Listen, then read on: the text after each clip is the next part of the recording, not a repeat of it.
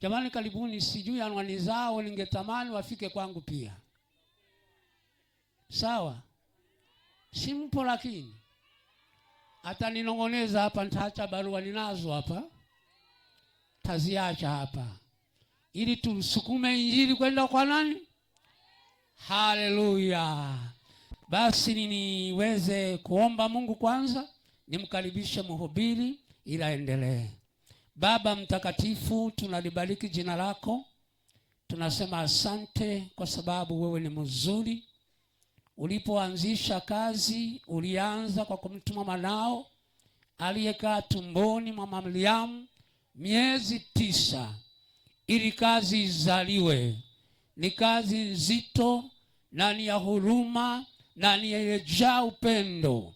Kwa sababu ya upendo wa namna hii, leo umetuokoa, umeweka watu wako na vipamba ambavyo umeweka ndani watu wako. Tumeona waimbaji wameimba vizuri, tunakushukuru. Hebu bariki kwa muda uliobakia kwa huyu ambaye unakwenda kuminua kwa ajili ya mahubiri. Msaidie, funika kinywa chake, funika mawazo yake, funika ufahamu wake, ili neno lokusudia likatiririke ndani yake kwa ajili ya kujenga umati huu, na watu wote hawa wajengwe, wafurahi. Tunakushukuru kwa sababu utafanya hivyo kwa utukufu wa jina lako Yesu Mwokozi. Amina. Wale mliookoka na wengine ambao umesikia na mnatamani muendelee, kanisa liko hapo. Sipaoni vizuri, liko tu, wala sio mbali pale. Sawa, wiki lote, siku zinazobaki huko, endeleeni kwenda hapo kuabudu, kupokea mambo mazuri ambayo umeyasikia hapa, na Mungu abariki. Karibu sana. Amina. Asante baba yangu.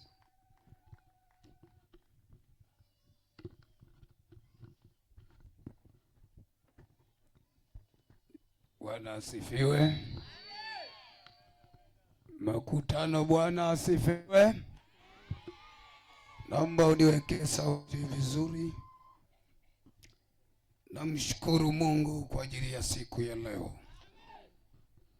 Ametufikisha leo tarehe 26. Tuko kwenye viwanja hivi. Kwa hiyo nipende kumshukuru Mungu katika viwanja hivi, na kwa sababu leo ni siku yetu ya mwisho, uweze kushukuru watu wote mliofika, tulioanza na nanyi toka mwanzo mpaka leo. Mungu awabariki sana.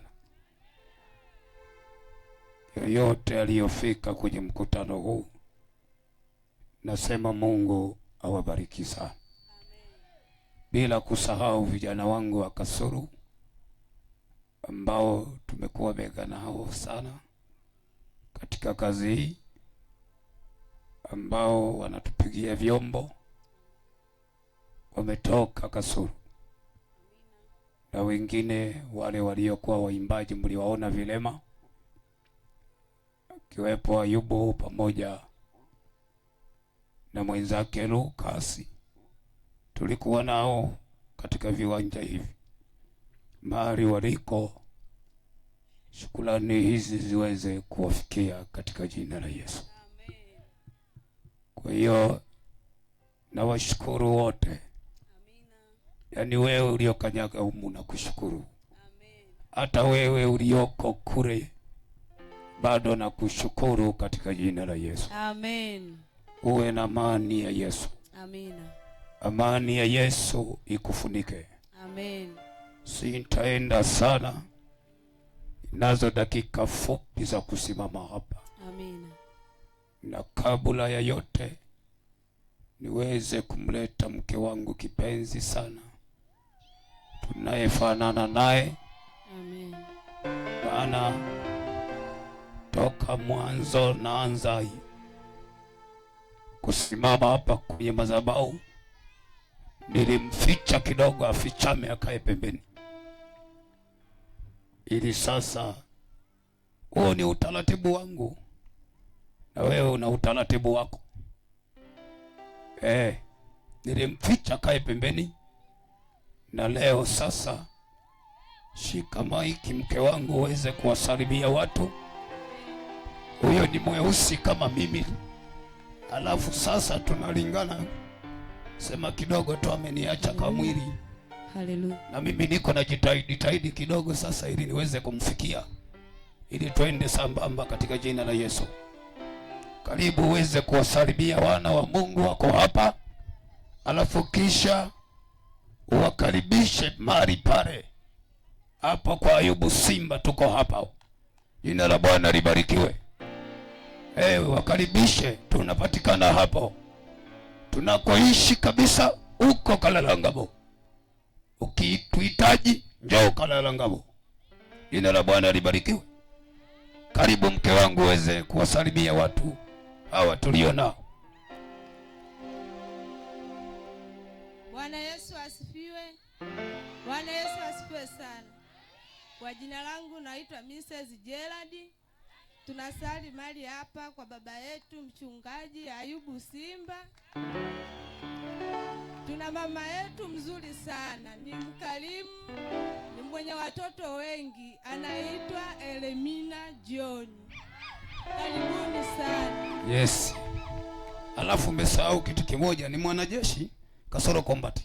Mama yangu anasema wakujui, njoo wakuone. Amekaa mbali, mwambie asogee ili waweze kumuona huko aliko. Sogea waweze kukuona. Ni mwanajeshi kasoro combat. Yaani wewe ukileta mchezo pale anaweza kukwatua hata ukwatua. Yuko vizuri, haina shida. Alafu ni mweusi kabisa, copyright na sisi wenyewe. Barikiwe sana, Mungu alikuumba vizuri. Asante sana. Huyu hapa ndo mama yangu na huku ni wifi yangu. Wacha we. Mchungaji Ayubu Simba na huku ni kaka yangu. Wacha we. Ngoja nimpe maiki na yeye mumsikie sauti yake. Asante, umefanya vizuri. Haleluya. Majina yangu Elemina John. Mungu wetu awabariki sana. Amen. Tunashukuru sana. Mungu awabariki sana. Asante sana. Asante. Nilikuwa nimesahau kidogo. Malizia. Na baba yangu tena anatoka Majengo, amekuja na mama yangu. Naomba wasimame wapunge tu mikono muwaone. Amen. Nao ni wazazi wetu, Mungu awabariki sana. Amen. Asante sana. Naomba maiki katika jina la Yesu. Leo tuko tunamaliza. Mke wangu wewe nenda katulie. Mimi niko namaliza kazi siku ya leo. Halo. Punga mkono namna hii, punga mkono. Pigia Yesu makofi mengi katika jina la Yesu. Kwa heshima kabisa niweze kumleta tena mchungaji wangu ambaye tuko naye. Tunalisongesha gurudumu la Yesu kwenda mbele. Halo. Ajasalimia alafu sasa ajawakaribisha pale kwetu pale. Amen. Sasa kwa heshima kabisa niweze kumleta aweze kuwasalimia vizuri na aweze kuwakaribisha katika viwanja vile. Karibu sana mzee wetu. Haleluya. Mkutano wote haleluya. Naitwa Ayubu Simba.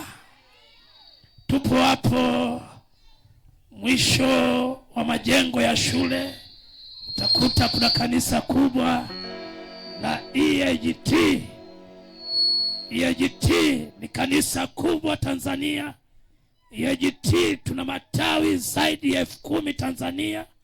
EAGT ipo Marekani, ipo Uingereza, ipo South Africa. Amen. Yaani ni mtambo unaotembea kila sehemu. Amen. Jumatano saa 9 tuna ibada kubwa ya maombi na maombezi. Amina. Ijumaa tuko pale saa 9. Amen. Tuna ibada ya maombi na maombezi. Haleluya. Na kila siku alfajiri Ndio. Tuna maombi pale Amen. asubuhi Hallelujah. na Jumapili saa 3 hadi saa 6. Amen. Ibada zetu ni pamoja na maombi Amen. na maombezi.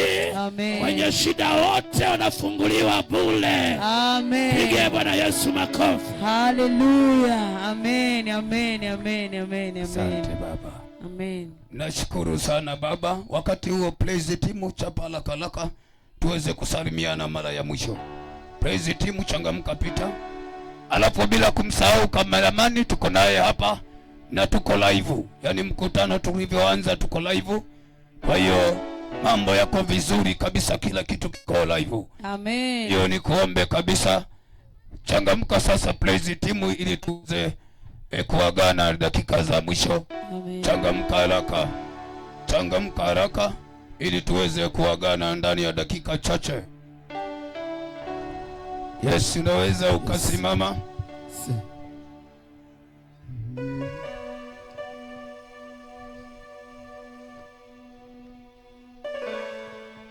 Haleluya.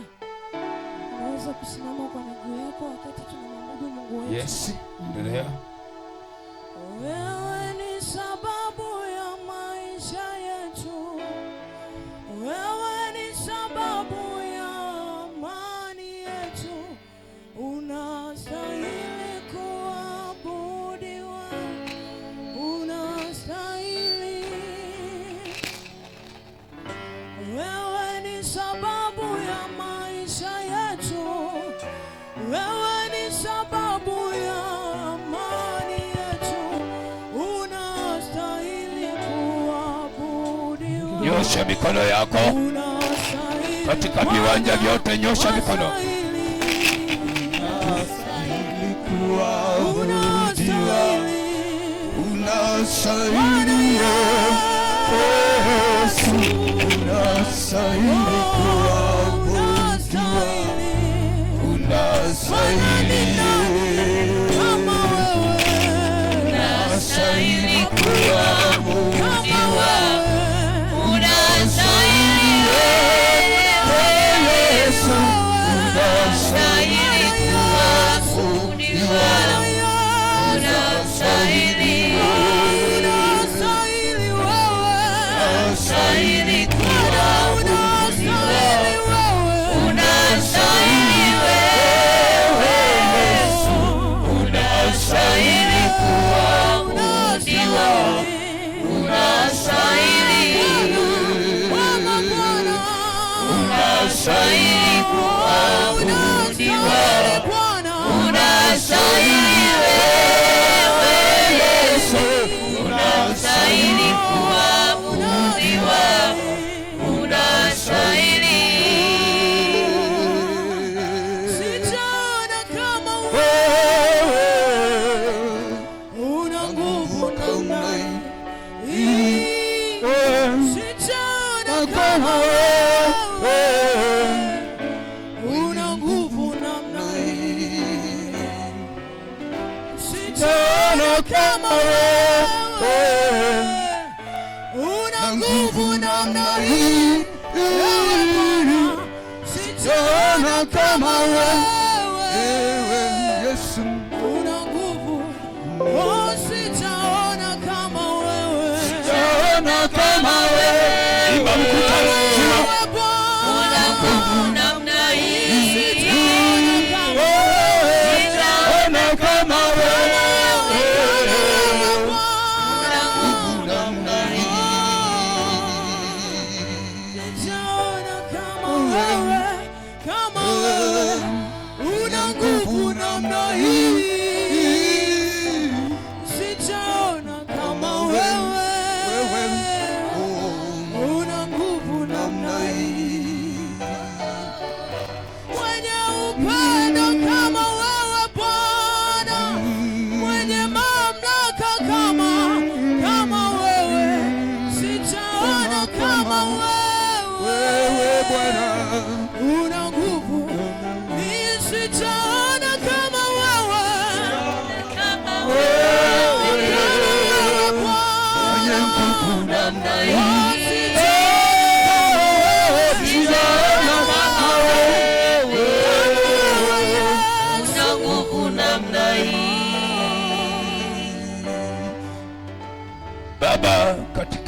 la Yesu. Tuko mbele zako tena, ikiwa ni tarehe 26 tukihitimisha siku ya leo. Uweza wako na mamlaka yako yaweze kutokea kwenye viwanja hivi katika yule uliyemkusudia kwa ajili ya siku ya leo. Asante kwa ajili ya utukufu wako na nguvu yako, katika jina la Baba na la Mwana na la Roho Mtakatifu. Amen. Amen. Hebu shangilia kwa Yesu. Amen. Shangilia kwa Yesu. Ongeza makofi tena. Ongeza makofi, bado sijayasikia. Ongeza makofi. Amen. Haleluya, haleluya, haleluya. Amen. Haleluya. Amen. Basi niweze kutaja tena majina yangu.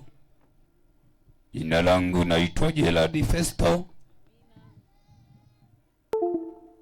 Bado ni kijana kabisa, mimi sijazeka, hata kama tayari nilishaanza kupata wajukuu, lakini bado ni kijana kabisa. Amen. Yaani damu inachemka kabisa. Haleluya. Haleluya makutano. Amen. Tunamshukuru Mungu Amen. ambapo yupo anaendelea kututia nguvu. Amen. Basi niweze kukueleza kitu kimoja. Amina. Wakati ninaanza huduma, Bwana amechomeka huduma ndani ya moyo wangu. Cha kwanza ambacho niliwahi kukiona kwenye maisha yangu, cha kwanza nilichokiona kwenye maisha yangu, namba moja, wakati mke wangu amebeba mimba ya binti yetu, yupo binti yetu anayefuatana na huyo mwingine wa mwisho, huyo ambaye tunasema ni wa mwisho. Kuna jambo ambalo lilianza katika maisha yangu na kuona huyu Mungu anahitaji niweze kumtumikia. Namba moja kabisa, akiwa amebeba ujauzito, mahali pale tulipokuwa tukiishi ilitokea vurugu sana. Tulikuwa tumepanga nyumba na watu wasiokoka. Tulipokuwa tukiomba Mungu usiku, kelele zilikuwa zinatokea kubwa sana, kwamba tunawasumbua watu, tunawahangaisha watu. Nisikilize, nipe masikio. Ndani ya dakika chache tuliendelea kuomba Mungu, hatukukata tamaa. Nilichoshukuru, yule baba alikuwa Muislamu, alikuwa ametupangisha ile nyumba. Lakini alichokuwa akisema yule baba, akasema kwa sababu anaomba kwenye chumba chake, siwezi nikamfukuza, na uzuri ananilipa hela yangu bila kunisumbua, kwa hiyo siwezi nikamfukuza mtu huyu. Alipatikana mama mmoja akasimama kwa ushujaa, akasema lazima muondoe huyu mtu, aondoke. Nikamwambia siwezi nikaondoka hapa. Yule mama akasema utaona. Kilichofanyika, yule mama yeye alikuwa akizaa kwa operation. Kila mtoto wa kwanza alizaa kwa operation, wa pili, wa tatu, kila mtoto alizaa kwa operation. Wakati mke wangu ana ujauzito, yule mama alikuwa naye ana ujauzito. Maana yake waliachana mwezi mmoja. Ndani ya ule mwezi mmoja, yule mama akatengeneza bifu, akasema lazima muondoke. Tukasema haina shida, kama ni nyumba yako tutaondoka, lakini kwa sababu si ya nyumba yako hatuwezi tukaondoka, hata kama mnaomba nyie ni wachawi. Nikamwambia ni kweli mimi ni mchawi, na mtu yoyote aliyeokoka vizuri vizuri lazima aitwe mchawi. Halo? Amen. Lazima uitwe mchawi kama umeokoka. Kama hujaokoka huwezi kaitwa mchawi. Maana wale wachawi lazima waendelee kukuatamia na kukukalia kwa wewe ni kigoda. Lakini kadri ya siku zilivyoendelea, yule mama ilifikia wakati sasa wa kwenda kujifungua. Wakati wa uchungu umetokea, yule mama akasema, akaendelea kutulia mle ndani, na wakati anajua kwamba kila mtoto anazaa kwa operation, wakaendelea kutulia. Siku ya kwanza, ya pili, ya tatu, wamekuja kumpeleka mwishoni. Yule mama tayari yuko hoi. Alipokuwa hoi ndipo wanampeleka sasa hospitalini. Alipomfikisha kumpima na nini, kuangalia, sema mbona umechelewa kuja. Kilichotokea, walishika mikasi na kumchana. Baada ya kuchana, yule mtoto akawa amekufa. Alipokuwa yule mtoto amemtoa amekufa, kizaza kikaibuka. Wale waliopanga pale, tuliopanga nao, waliokuwa upande wa yule mama, walienda moja kwa moja wakamwambia mume wake alikuwa amesafiri. Wakasema, yule baba tunakwambiaga kila siku ni mchawi, tayari ameua sasa mtoto wako, na mpaka sasa mke wako yuko huko na yeye mwenyewe ajitambui. Sasa shauri yako kinachotokea. Yule baba akasema ngoja nije. Yule baba alipanga safari ya kuja. Siku yake akawa amefika. Alipokuwa amefika, yule mama akiwa bado yuko hospitalini, cha kwanza kabisa kilichofanyika, alisogea asubuhi na mapema, tunamka tukamkuta amekaa mlangoni. Alipokuwa amekaa pale mlangoni, akasema, nashukuru sana kwa sababu umetoka. Nasema hivi, umeamua kula nyama ya mwanangu? Nikamwambia sijakuelewa, unasemaje? Akasema hujanielewa. Narudia. Nikasema rudia. Akasema hivi, umekula nyama ya mwanangu? Nikamwambia ulishawahi kuona mwanadamu analiwa? Wewe ni mchawi au la? Akasema unaniita mchawi wakati wewe ndio mchawi mkubwa. Nikasema sawa, kama mimi ni mchawi, nina uchawi wa Yesu, ndio. Si umeuona? Akasema unajivunia Yesu wako, ngoja nikuonyeshe sasa kazi. Hiyo ilikuwa ni vita ya live ambayo nimemuona Mungu huyo akishuka kwenye maisha yangu. Alo? Yule baba akasema sasa siendi hata Maweni, napanga safari ya kwenda Kongo. Ninaenda Kongo, ndani ya siku 3 utakuwa umekufa pamoja na familia yako. Nikasema wewe sikiliza, huwezi kunipa mimi siku 3. Nataka nikwambie, mimi ninaye Yesu, simba wa kabila la Yuda, ambaye hata wachawi wanakimbia, hata walazi wanakimbia. Wewe unani wewe wa kunitishia? Hii sio nyama ya kutishiwa. Nikamwambia sasa sikiliza, unapoenda huko Kongo uangalie usirudi hapa Tanzania katika jina la Yesu. Nikamwambia uangalie usirudi hapa Tanzania. Nikasema wewe panda huko. Ndipo sasa niliingia kwenye vita. Nataka nikwambie, niliingia kwenye vita kumuomba Mungu hasa. Nikasema sasa imenifikia. Nilikuwa nalegalega kuomba. Nikasema hii vita sasa ni yenyewe. Nilienda sasa mlimani kufunga na kuomba mwenyewe. Maana nilikuwa sijui milima, nilianza kujua milima katika jina la Yesu. Nikasema wewe ni Mungu na bado hujashindwa, na wala sauti ya mchawi haina lolote. Amina. Nikasema napanda mlimani. Amen. Alafu baada ya kwenda mlimani nikaomba, nikafunga. Amen. Nikafunga. Nilipofunga nikamwambia mke wangu, nikasema mke wangu, hao kina Joshua walikuwa wadogo. Kasema wote piga, hakuna kupika, na wao wafunge siku 3.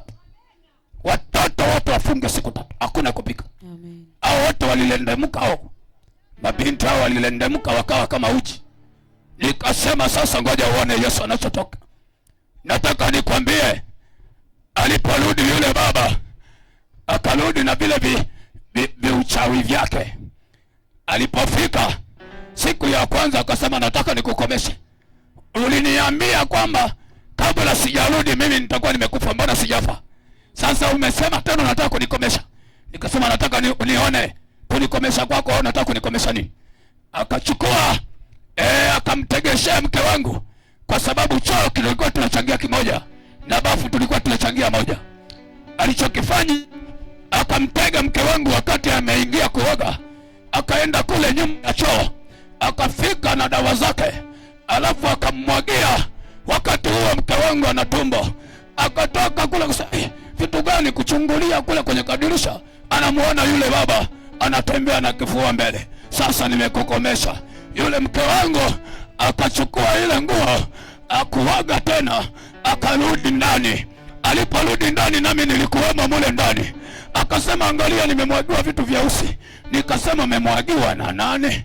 Yule baba ametokea dirishani wakati nimevua nguo, akanimwagia yale mavitu meusi. Nikasema mke wangu, usiwaze, usilalamike, hapa hakuna chochote kinachoharibika.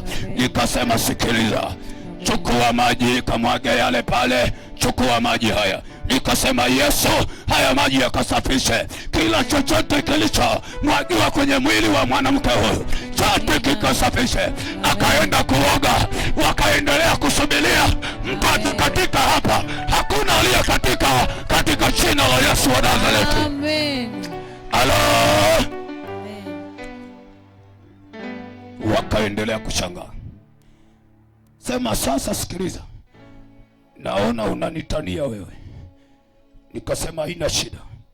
Akasema naondoka, wala sikwambii ninakoenda, ila sasa nakupa tena siku 5.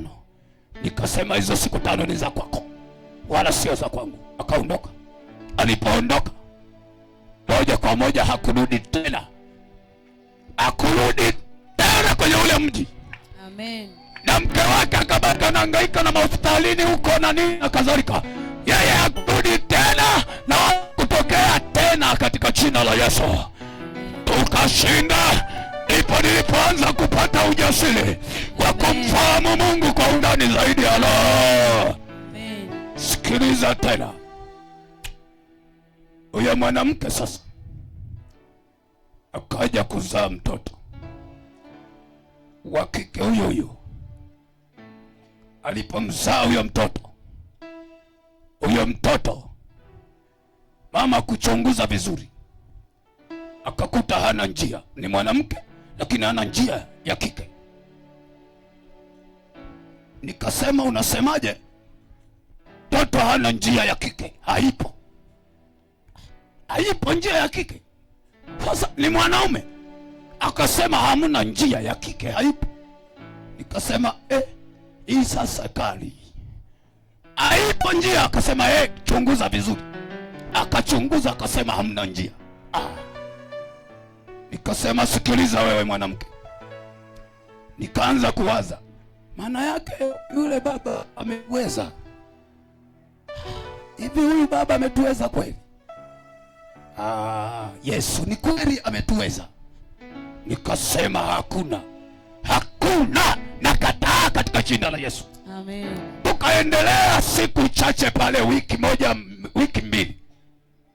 Nikamweleza daktari mmoja, akasema usihofu, hilo ni swala ndogo, unatakiwa mlete hospitalini ili sasa tumfanyie operation, tumtengenezee njia.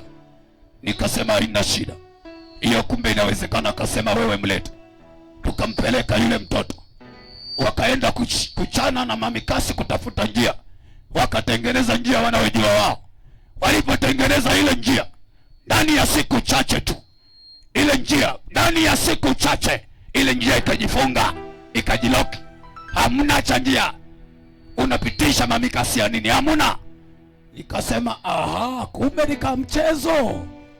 Nikasema sasa sikiliza, wewe unijue, Hapa sasa lazima kieleweke. Nikasema kitaeleweka tu. Nikaanza kusugua magoti. Nataka nikwambie, nilianza sasa kutafuta mbinu za kusema, wewe Yesu hujawahi kushindwa na jambo lolote. Wewe Yesu ulimfufua Lazaro wakati akiwa amekufa, ameoza, ananuka, ukamfufua akafufuka katika jina la Yesu. Hakuna lililoshindikana kwako. Wewe una uwezo wa kufanya. Pale pasipokuwa na njia, panakuwa na njia katika jina la Yesu. Amen. Hello. Amen. Nilianza kuomba, tulianza kuomba na familia. Tulianza kutikisa maombi. Huo ndio muujiza wangu wa kwanza. Amen. Mungu akapasua. Baada ya mwezi mzima, mama anaenda anamkagua, ilikuwa asubuhi. Alipomkagua akasema, nimekuta mtoto, njia imepatikana baba. Nikasema unasemaje? Njia imepatikana tayari, njia yani imerudishwa vile vile. Nikasema hivi ni kweli? Ni kweli baba. Nikasema haleluya. Siku hiyo tukapiga shangwe, tulipiga shangwe mpaka wakasema walokole walokole wamechanganyikiwa. Tukasema tujachanganyikiwa, tuhai tunamtangaza Yesu, maana amefanya vitu vya ajabu katika jina la Yesu. Haleluya. Amen. Haleluya. Amina. Yesu akafanya maajabu. Amina. Makubwa. Amen. Maajabu makubwa.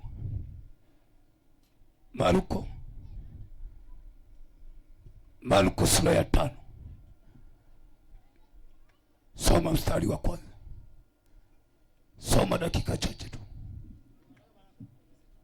Marko sura ya 5. Nitasoma. Soma tu. Kitabu cha Marko sura ya 5 ule mstari wa kwanza. Biblia inasema. Inasemaje? Wakafika ng'ambo. Wakafika ng'ambo ya bahari mpaka nchi ya Wagerasi. Mpaka nchi ya Wagerasi. Na alipokwisha kushuka chomboni. Alipokushuka chomboni. Mara alikutana na mtu. Akakutana na mtu ambaye ametoka makaburini. Mtu mwenye mateso ametoka makaburini. Mwenye pepo mchafu. Makao yake yalikuwa pale makaburini. Makao ya mtu huyo yalikuwa pale makaburini. Wala hakuna mtu yoyote aliyeweza kumfunga kamba. Hata kwa minyororo. Kwa sababu alikuwa amefungwa mara nyingi. Kwa sababu yule mtu alikuwa amefungwa mara nyingi. Kwa pingu na minyororo. Akaikata ile minyororo. Alikuwa akiikata ile minyororo. Na kuzivunja zile pingu. Wala hakuna mtu aliyeweza kumshinda. Endelea. Na siku zote usiku na mchana. Alikuwako makaburini. Makazi yake yalikuwa makaburini. Na milimani. Akipiga kelele. Na kujikatakata. Kwa mawe. Na alipomwona Yesu. Kwa mbali. Alipiga mbio. Akamsujudia. Akapiga kelele. Kwa sauti kuu. Akisema. Ni nini na wewe Yesu? Endelea. Mwana wa Mungu aliye juu. Na kuapisha kwa Mungu. Usinitese. Kwa sababu amemwambia. Pepo mchafu. Mtoke mtu huyu. Akamuuliza, jina lako nani? Akamjibu, jina langu ni Legioni. Akamsihi sana asiwapeleke nje ya nchi ile. Na hapo milimani alikuwa na kundi kubwa la nguruwe. Wakilishwa. Pepo wote wakamsihi wakisema, tupeleke katika ile nguruwe. Tupate kuwaingia wale nguruwe. Akawapa ruhusa. amri na ruhusa, nendeni. Wale pepo wachafu Wakaenda, wakatoka wakiingia katika wale nguruwe, nalo kundi lote likatelemka mlimani, likatelemka kwa kasi, likaenda baharini. Bwana asifiwe. Amen. Punga mkono dakika chache, punga mkono namna hii. Tunapata habari ya mtu mmoja huyo Lege ambaye alikuwa na mateso makali, na yamkini nimekupa ushuhuda huo ili ujue katika maisha yako. Yamkini umetishiwa, yamkini umeelezwa mengi, yamkini kwamba wamekwambia wewe ni kigoda. Mimi nakukalia kila siku, nimekupa ushuhuda ili ujue yupo Yesu anayeweza kufanya, wala sio mwanadamu. Yupo Yesu anayeweza kufungua ile minyororo ambaye alifungua minyororo ya Legion, aliyokuwa amefungwa yule mtu aliyokuwa akiteswa na mateso makali huko milimani makaburini. Ndiyo makazi yake yalikuwa huko. Aliteseka sana kwa sababu ya wanadamu ambao wao waliona ni vyema waweze kuona mtu yule ateseke, na wapo watu ambao wanakutazama kwamba wanakupigia hesabu waweze kuingiza mateso ndani ya mwili wako ili uendelee kuteseka. Maana unapoteseka mwingine anafurahi, unapoteseka wewe mwingine anakunywa maji, unapoumia wewe mwingine anapiga sherehe, unapoteseka wewe mwingine anasema hapa ndio safi. Nataka nikwambie yule mwamba ambaye tunamwita Yesu, tunayemtangaza katika viwanja hivi vya leo jioni, nasema alipofika katika nchi ile, aliposhusha mguu wake kushuka kwenye ardhi ile mamlaka, ile roho za giza zilizokuwa ndani ya Legion zilianza kutetemeka zenyewe. Leo jioni Yesu aliyoko hapa, mamlaka hizo za shetani zianze kutetemeka zenyewe katika jina la Yesu. Niombe mtu mmoja apige makofi katika jina la Yesu, katika jina la Yesu, katika jina la Yesu. Zile mamlaka zilianza kutetemeka, mamlaka zile za falme ya nchi ile zilianza kutetemeka, kwamba sasa tumeingiliwa na mwenye mamlaka zaidi yetu sisi. Zilianza kuyumba, zilianza sasa kusalenda mara moja, zikasema sasa tumeingiliwa, hatutaweza chochote hapa, huyu ndio mwenyewe sasa, maana sisi hatuna lolote. Zilikimbia mara moja kwenda kusalenda. Leo jioni mamlaka hizo zikatike katika jina la Yesu, katika jina la Yesu. Yamkini umefungiwa uko makaburini, maisha yako yako makaburini, wamefikia maisha yako, wewe unateseka hapa, kila unachokifanya hakifanyiki. Minyororo imefungwa kule kwenye makaburi, minyororo imefungwa kule kwenye viungu vya kichawi. Wewe unahangaika, kila ukishika hiki hakiwezekani. Hata ndugu na majamaa, kila unapowaeleza, kila mtu anakukimbia, kila mtu anasema wewe ufai. Kwa nini? Kwa sababu wamekufunga, shughuli zako zimefungwa, maisha yako yamefungwa, kama Legion aliyokuwa amefungiwa huko kwenye makaburi, kwenye milima, akipaza sauti, akilia, haoni msaada. Lakini aliposhuka yule simba wa kabila la Yuda, nataka nikwambie msaada ulipatikana. Aliposhuka Masihi, msaada ulipatikana. Jioni ya leo Yesu awe msaada kwako. Yesu huyu ambaye tunamtangaza awe msaada kwako, kama alivyokuwa msaada kwa yule mtu, katika jina la Yesu. Naomba unye kuchapa makofi. Amen. Haleluya, haleluya. Amen. Alimkimbilia Yesu tunayemsema hapa, wala sio Yesu wa mafuta, wala sio Yesu wa maji, wala sio Yesu wa unga, wala sio Yesu wa chumvi, wala sio Yesu wa majivu.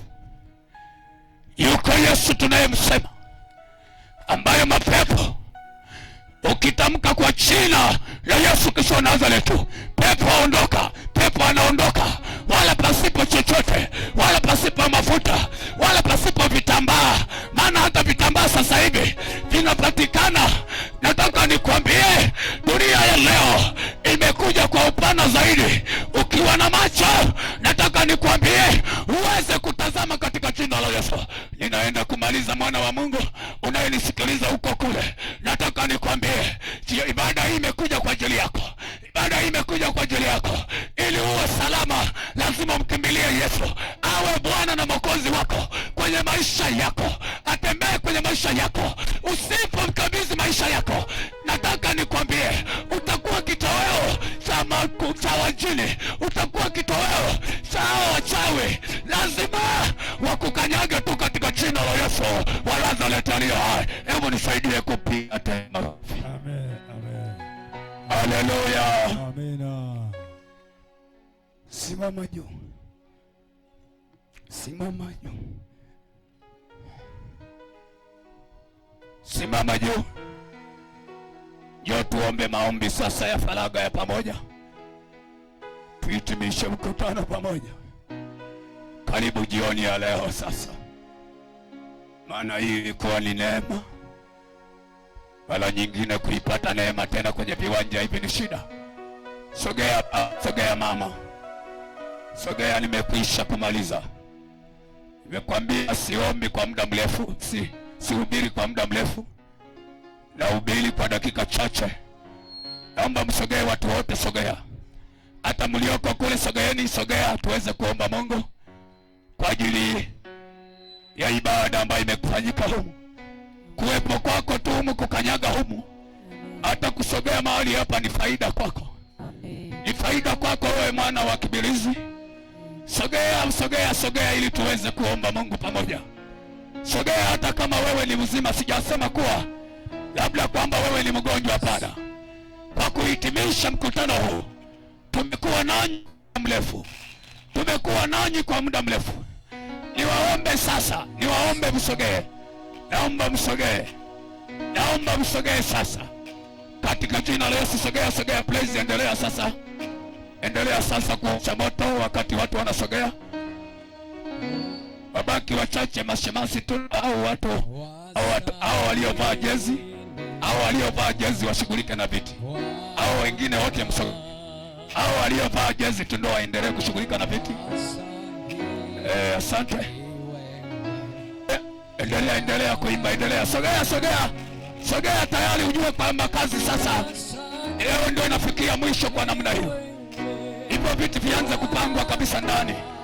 Robo shanda na mosaika. Sogea, tunawasubiria. Hata nyinyi mliokalia viti hapo, simameni msogee tuombe maombi. Hata kama una dini yako, sijasema tunakubadilisha dini. Hebu sogea basi tuweze kuita utukufu wa Mungu katika kazi iliyofanyika katika viwanja hivi. Sogea, sogea, asante. Sogea, sogeeni madhabahu. Sogelea madhabahu katika jina la Yesu.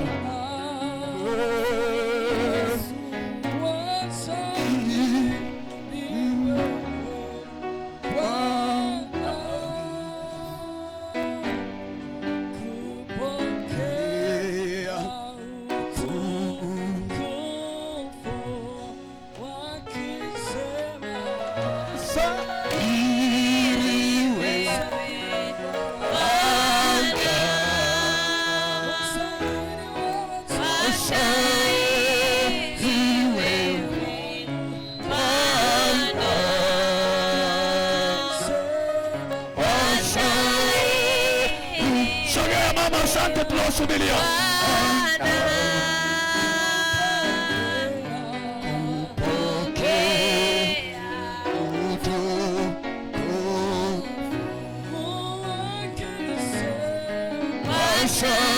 Sogea, sogea, asante, sogea.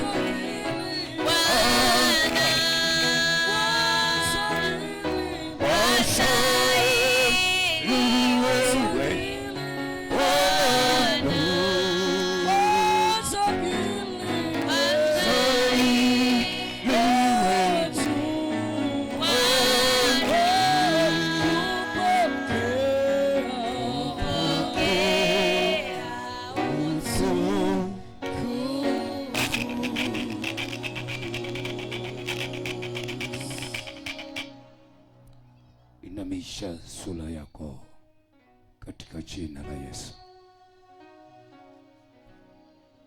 Jioni ya leo na tarehe ya leo ni siku ya pekee kwako, uliokanyaga kwenye viwanja. Hata wale walioko kule, huwezi ukajua kesho yako inakujaje. Huwezi ukajua kwa nini mkutano huu uliwekwa hapa kwenye viwanja hivi. Kwa hiyo niweze kama kusema kwa neno hili, kama kuna mtu katikati anamhitaji Yesu, yani anahitaji kuokoka. Kama upo kwenye viwanja hivi, unahitaji Yesu ili awe Bwana na maisha wako. Hujaokoka lakini unataka kuokoka, umesikiliza? Nikuruhusu kama upo, nyosha mkono niweze. Nyosha mikono kama uko hapa unamhitaji Yesu. Unamhitaji Yesu. Hujaokoka. Sasa ili tuombe sala ya toba kwa ajili ya maisha yako. Kama uko hapa, kama uko hapa,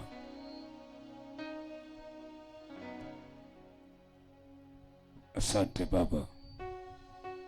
Sogea Baba hapa, sogea mwanzo hapa, sogea, nisogelee hapa.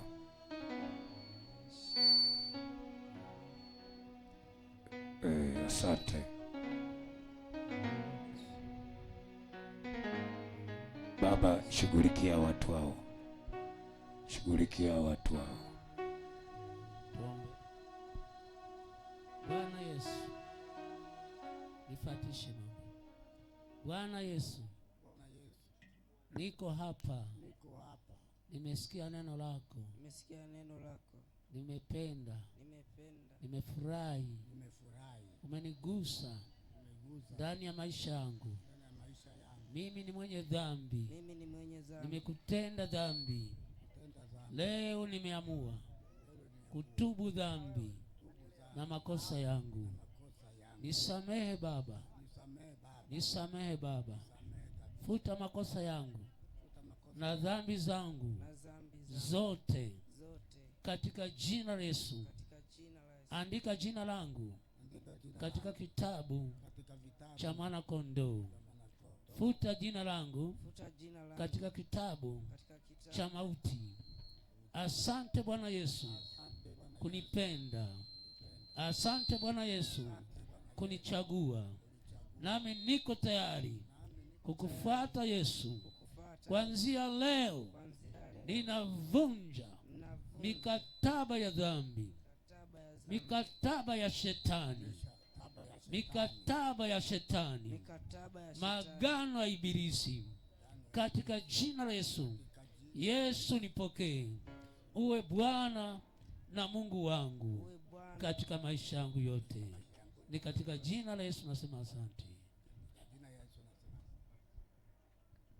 Baba, katika jina la Yesu, tazama moyo huu.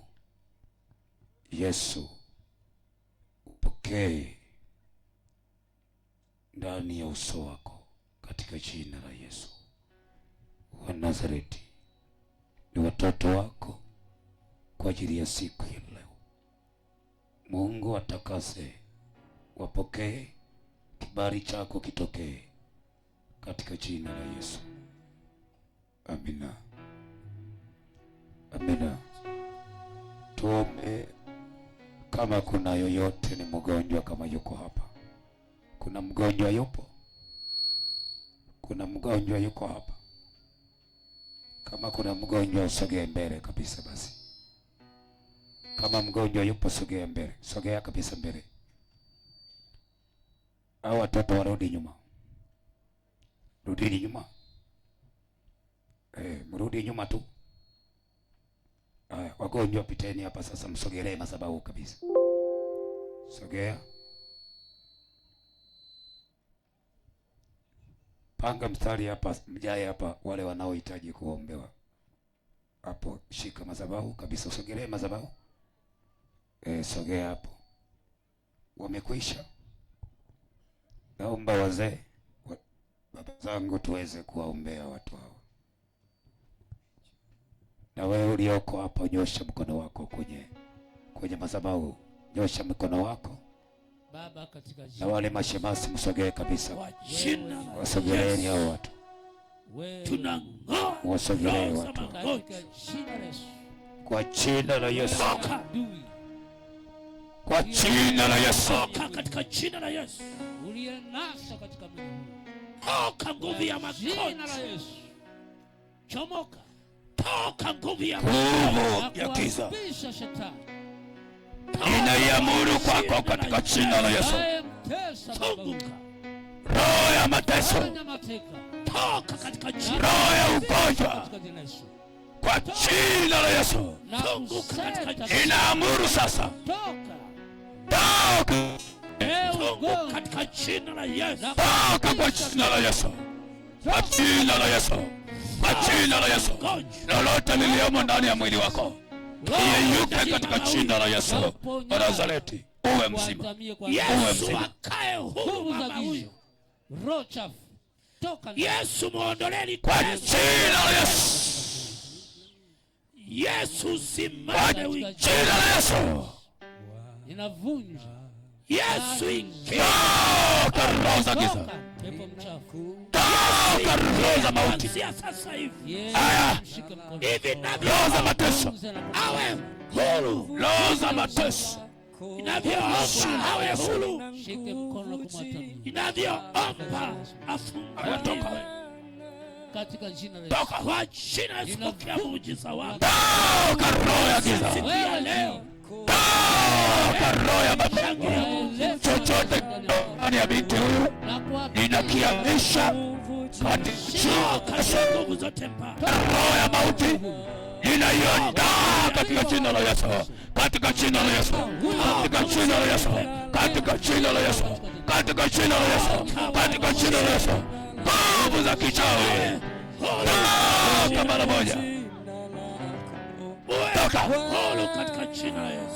Yeyuka, aya yeyuka,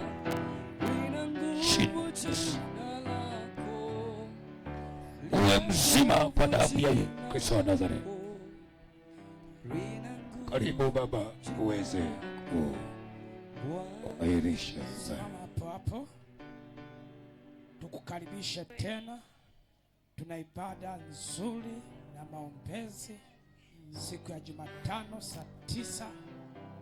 Tuchague dini yoyote, na Ijumaa pia saa 9 tupo, na wale wenye shida ngumu siku ya Alhamisi tupo, na Jumapili tunaendelea na maombezi saa 3 asubuhi. Amen.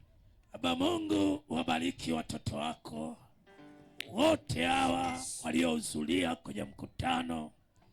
Tunaiacha neema yako iendelee mbele yao. Tunavunja roho zote za malipizi. Bwana, ukasimame kwa kila mmoja, ukaweke ulinzi mkubwa, na kwa injili hizi na kwa mkutano huu tuone Bwana mtiririko wa matunda yakiendelea kufuatana nasi. Bwana, najua mbingu zimesimama, injili inatembea kila pande, masikio yamo yamesikia, mioyoni mwa watu injili bado ipo. Tunawafuta kwa nguvu zako, ukaendelee kuelekeza mahali hapo, na neema yako ikisimama na baraka zako zikisimama, katika jina la Yesu Kristo Mnazareti. Amen. Amen. Karibuni. Asante. Bwana wangu nitakuimbia, Bwana wangu nitakuimbia, wakati ningali na pumzi nitakuimbia, nitakuimbia Bwana, Bwana wangu nitakuimbia, Bwana wangu nitakuimbia, wakati ningali napumua.